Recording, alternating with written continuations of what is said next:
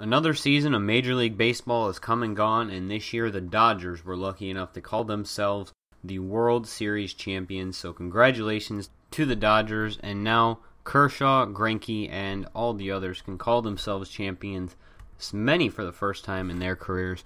But that's not the team that we're focusing on today. Today we're focusing on the Indians. Another season has come and gone for the Indians as they return to the ALCS for the first time since they lost to the Boston Red Sox in 7 games back in 2007. That year, the Red Sox would go on to win the World Series. In a rematch of the ALCS this year, it wasn't quite that highly contested as the Indians only won 1 game in the entire series and were eliminated in just 5 games. However, the signs for this team are bright. It was their second playoff appearance in 3 years after making the American League Wild Card game in 2013, taking on the Tampa Bay Rays, a game which they would lose, though good signs came in that year too.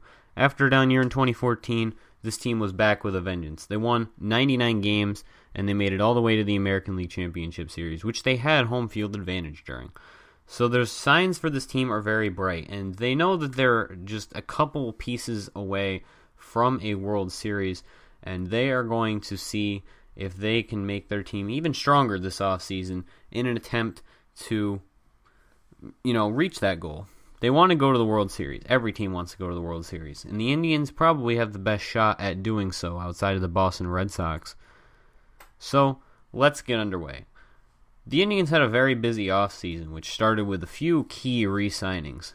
Now, there were several players that were eligible for contract renewals still.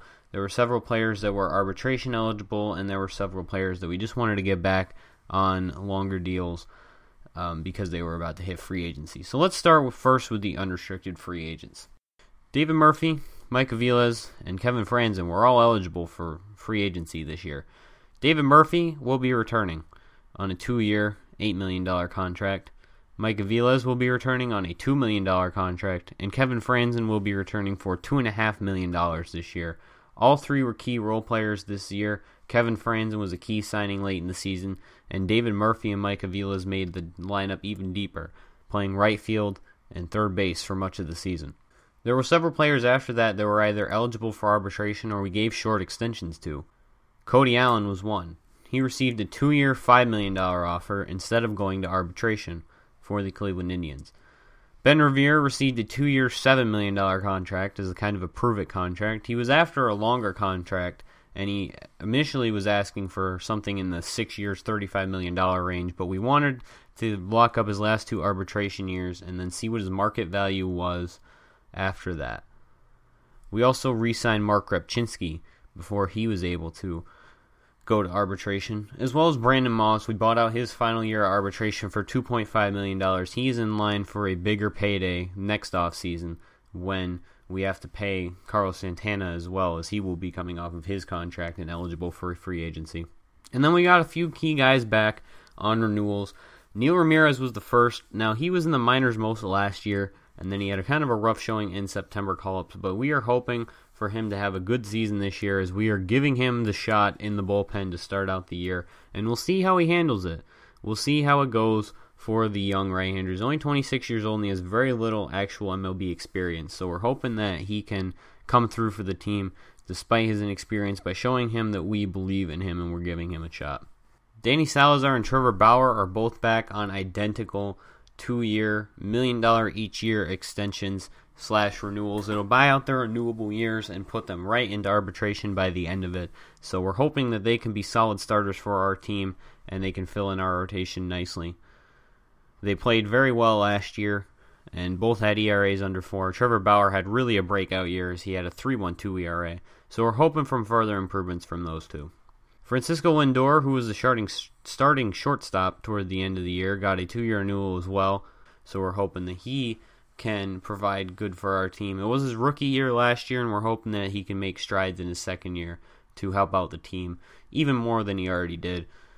And then one of our call-ups when Lonnie Chisenhall and Jose Ramirez was struggling, Giovanni Urshela, actually was given a 3-year renewal. We're hoping that he can be our starting third baseman against right-handers this year, as he has a 71 contact rating versus right-handers, and we can platoon him and Aviles potentially if he actually performs in that role. If not, then, he'll just be a bench bat, and even a 3-year renewal for a bench bat is fine. So, among notable veterans that we had on our team that didn't retire were Ryan Domit and Wesley Wright, and they were both released. We would not be re-signing the Ryan Domit or Wesley Wright. Wesley Wright had a 4.4 ERA, which amounts to almost a run every 2 innings, so we did not want to bring him back. And Ryan Domit's asking price was simply too high. The Indians were big players in free agency, though. They had a lot of budget space, and they were planning to use. There were a lot of great players in free agency, but you can't have them all. You got to pick and choose. And so the Indians chose a couple of pretty big risks in the offseason. Talented players, but, come with health questions and, longevity questions for some. They signed Matt Latos to a 4-year, $60 million deal. Now, Matt Latos has had durability issues the last couple years, but when he is on, he is on. One of the best pitchers in Major League Baseball when he can stay healthy and on the mound for the Reds. Many years. He had many good years with the Reds, and he had a pretty good year with the Miami Marlins last year, too. So we're hoping that he can be that number 2 starter to pair with Corey Kluber at the top of the rotation, and he can really come through for us when we need him. And our bullpen still needed help. We traded away, or we didn't trade away, but we got rid of Wesley Wright. Wesley Wright's no longer on the team, and we really needed to retool that bullpen because there were several weak points in that bullpen last year, including the lack of a true setup man. We signed Rafael Soriano early on in the season, but he had a 3.5 ERA or something in that area. So we knew that he was not going to be reliable enough to retain. And so that's why we pursued Tyler Clippard, the 31-year-old right-handed reliever. Pretty much the same as Cody Allen, just more age on him. He's pretty good hits per 9 and pretty good K per 9, but he has issues with walks. So we're hoping that his presence in the setup role will really bolster Cody Allen's performance because I want to give Cody Allen another shot at the closer's role. He reminds me a lot of Addison Reed in last year's Arizona Diamondbacks franchise where he had kind of a rough year, a closer in the first year, and we considered replacing him, but we stuck with him, and he came through for us really big in the second year. And in need of a backup catcher after releasing Ryan Domit, there was a really intriguing undrafted free agent named John Doss who had contact rating in the 80s against left-handed pitching and in the 60s against right-handed pitching. And he was also pretty good defensively. He was like a 71 or 72 overall. So I decided to give him a minor league contract and a spring training invite. So we will see John Doss in spring training and see if he can crack the Major League squad out of spring training. He's got a little bit of versatility too. He's much like Evan Gattis. He can play catcher, he can play left field, he can play right field, and he can play first base if we need him to. So we came out of free agency getting both Matt Latos and Tyler Clippard. Matt Latos on a 4-year, $60 million deal, and Tyler Clippard on a 2-year, $11 million deal. And it was trading season.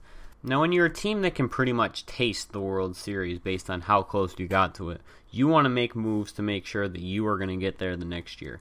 However, there's some moves that you still have to make throughout the organization for players that are either in excess or that you really don't need given recent moves that your team has made. So with Zach McAllister heading to the bullpen, we decided that we didn't need Juan Oviedo or Rafael Soriano. So in the first trade, we dealt Jose Ramirez, who was pretty much kicked out of the Major League last year, midway through the year, and he's been dethroned, and his purpose has been pretty much removed with the signings of Kevin Franzen, as well as the promotion of Giovanni Urshela. He was traded along with Juan Oviedo, who had a pretty good record. He was like 7-2, but he had a pretty poor ERA. It was over 4. We traded him for center field prospect Brandon Nimmo from the New York Mets, as well as Luis Mateo, who he is a 25-year-old with a 60 overall, but he could still potentially grow and become useful down the line, if not just a asset to flip in a later trade. And then we traded Rafael Soriano to the Arizona Diamondbacks as one of a pair of moves. This one for Oliver Perez, the left-hander, has a very good strikeout rate. We needed another left-hander to pair with Mark Repchinski in the bullpen. And the other move we made with the Diamondbacks was trading Sean Markham for Jake Barrett. I thought that having Sean Markham as organizational depth was kind of pointless, considering he could really help out another team. We had Brian Johnson and Trey Ball in the minors, who were both 70 overall. And we also had Zach McAllister in the pen, who could easily move to the starting rotation at any point that we need him to, if someone gets injured or something along those lines. So we had the organizational depth to expend Sean Markham, and he got us an asset that we can use later on in Jake Barrett. 70 overall, beat potential relief pitcher with a good K rate. So he's a lot like Oliver Perez, except I believe he's right-handed instead of left-handed. In a pretty major trade, as far as our minor league team goes, we traded Lonnie Chisenhall and 2 minor league infield prospects for Bud Norris and DJ Peterson. Now, there's a pretty decent-sized hole at third base. Giovanni Urshela is a bright spot, but Mike Aviles was playing there most of last year, and Urshela is unproven. DJ Peterson is the slugger that we need for our lineup when players like David Murphy move on, and Brandon Moss, more importantly Brandon Moss, eventually decides to leave the team or decides to hang it up. We're going to need sluggers in our lineup. We don't have any true sluggers in our lineup besides Brandon Moss. We have Carlos Santana, but he's not really a traditional slugger. He's more of an on-base guy who also has home run power.